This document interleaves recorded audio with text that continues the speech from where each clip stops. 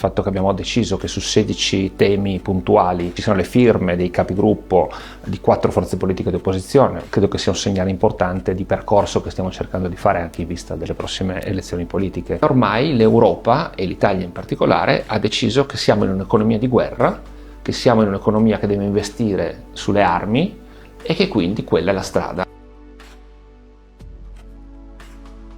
Senatore Patuanelli, buongiorno. Buongiorno. Nella legge di bilancio voi avete presentato diversi emendamenti, in particolare 16 sono scritti insieme agli altri partiti dell'opposizione. C'è qualcosa in particolare su cui puntate che sperate di riuscire a portare a casa? Intanto speriamo di dare un segnale forte di visione comune dei problemi del Paese. Questo è già una novità importante, il fatto che abbiamo deciso che su 16 temi puntuali ci sono le firme dei capigruppo di 4 forze politiche di opposizione, Movimento 5 Stelle, Partito Democratico, Alleanza Verdi e Sinistra e Italia Viva. Credo che sia un segnale importante di percorso che stiamo cercando di fare anche in vista delle prossime elezioni politiche. In particolare io credo che sia necessario segnalare la carenza totale di sostegno al mondo dell'industria e dell'impresa. Un paese che non cresce, un paese in cui gli imprenditori non riescono a fare investimenti, non hanno certezze di accompagnamento agli investimenti da parte del governo, e quindi il primo elemento che mi sento di segnalare è il ritorno alla transizione 4.0, quindi a quel piano industriale, perché di fatto Transizione 4.0 è stato un grande piano industriale triennale per il Paese con i crediti d'imposta, perché tornare agli iperammortamento e al superammortamento significa tagliare fuori circa il 45% delle imprese italiane, e sono proprio le piccole e medie imprese, anzi le micro e piccole imprese, che non riescono a fare gli ammortamenti perché non hanno capienza. Quindi è come tagliare fuori l'ossatura e lo scheletro produttivo del Paese. Poi certamente il tema dell'IRPEF è un tema importante. Io non credo sia una manovra per ricchi, questa è una manovra per nessuno, perché abbassare l'aliquota dal 35 al 33 per una piccola fascia di reddito non dà nessun beneficio a nessuno. Noi crediamo invece che si debba alzare la no tax area, la proposta comune con le altre forze politiche fino a 15.000 euro, col trascinamento a 60.000. Noi abbiamo un altro emendamento, solo Movimento 5 Stelle, invece, che alza la no tax area a 20.000 euro, ha un costo di 12 miliardi, ma è coperto puntualmente nella nostra proposta. Negli emendamenti comuni, l'ha accennato, si parla di salario minimo, di tasse, di pensioni, e sono delle prove comuni, come diceva adesso, anche in vista delle prossime elezioni per un'alleanza vera e propria. Certamente questo è lo spirito con cui l'abbiamo fatto, e questo è un segnale politico che stiamo cercando di dare, dicendo al Paese: guardate che c'è un'alternativa che si sta costruendo, che è un'alternativa sul merito delle cose, non una volontà di stare tutti assieme solo per battere la destra, ma è il provare a stare assieme per costruire un'idea di Paese diversa, che credo posso dire si basa su 4 grandi pilastri. La parte imprese l'ho già detto, la parte IRPEF l'ho già detta, ma poi c'è, e quindi che riguarda il tema dei salari, e poi il grande tema delle famiglie. Non si fanno figli, i figli hanno un costo elevato, il carrello della spesa aumenta, e quindi aumentare l'assegno unico familiare è fondamentale, ed è un'altra delle proposte comuni. E poi tra le altre proposte c'è il tema della sanità.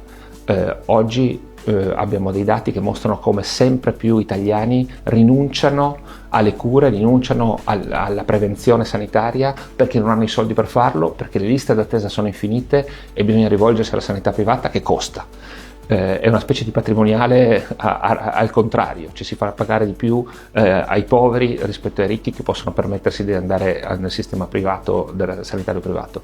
E allora incremento forte del fondo sanitario nazionale. Non è sufficiente questo, per una riforma seria della sanità non è sufficiente soltanto mettere i soldi, serve capire dove ha fallito la regionalizzazione del sistema sanitario e probabilmente tornare a una visione nazionale della sanità pubblica, però certamente senza risorse qualsiasi altra cosa è impossibile. Tra fondi alla sanità, no tax area per l'IRPEF, ci sono proposte costose. Dove si trovano i soldi? Guardi, abbiamo diverse proposte di copertura.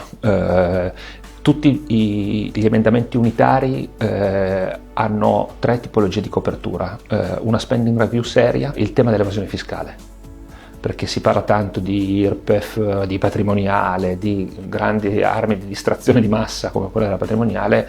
Oggi noi siamo in una condizione in cui vediamo un ritorno forte dell'evasione fiscale, dopo una stagione in cui le entrate tributarie aumentavano perché col sistema dei crediti d'imposta era più conveniente fatturare piuttosto che non farlo, e quindi una grande emersione del nero, e quindi dell'evasione fiscale, quindi lotta all'evasione fiscale. E poi c'è il tema dei SAD, quindi sussidi ambientalmente dannosi, che hanno un valore di decine e decine di miliardi all'anno, e che per una visione progressista del paese che deve investire nell'ambiente e non investire in ciò che fa male all'ambiente, è assolutamente necessario intervenire. E con queste tre proposte ovviamente copriamo gli emendamenti. Ma per quanto riguarda gli emendamenti del Movimento 5 Stelle, chiudo con anche 3 secondi, ovviamente il tema degli extra profitti bancari, energetici e della difesa, e poi ovviamente attraverso l'abrogazione di alcune cose che costano al paese. La quinta rottamazione ha un costo molto elevato, e ovviamente noi proponiamo di abrogare quell'articolo, e da questo ritroviamo anche risorse. Allargando lo sguardo un attimo, in Italia la crescita economica nei prossimi anni sarà molto bassa, lo dicono tutte le previsioni, e l'industria in particolare è in crisi praticamente da più di 2 anni in modo quasi costante. Ora, la colpa è della situazione internazionale che è difficile, o c'è una responsabilità del governo in questo? No, credo che ci sia una forte responsabilità del governo nel momento in cui il calo della produzione industriale italiana è al penultimo posto, cioè abbiamo il maggior calo europeo, fatta salva la Germania.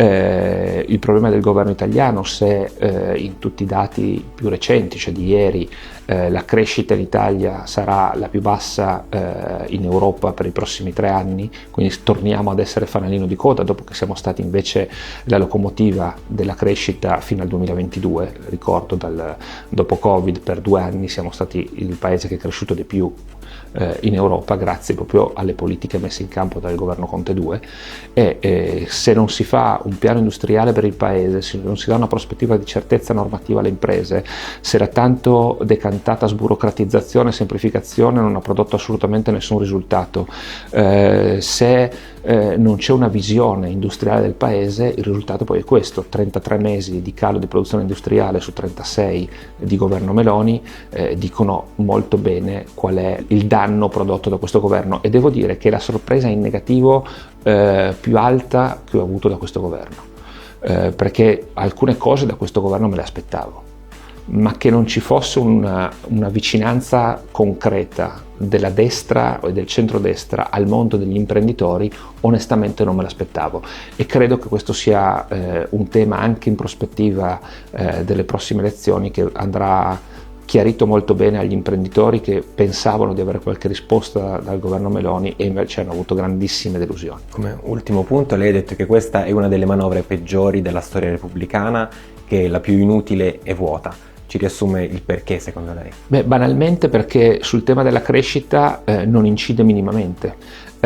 Quando si discutono i documenti preliminari alla manovra, si danno 2 dati: il programmatico e il tendenziale. Tendenziale è che quale sarebbe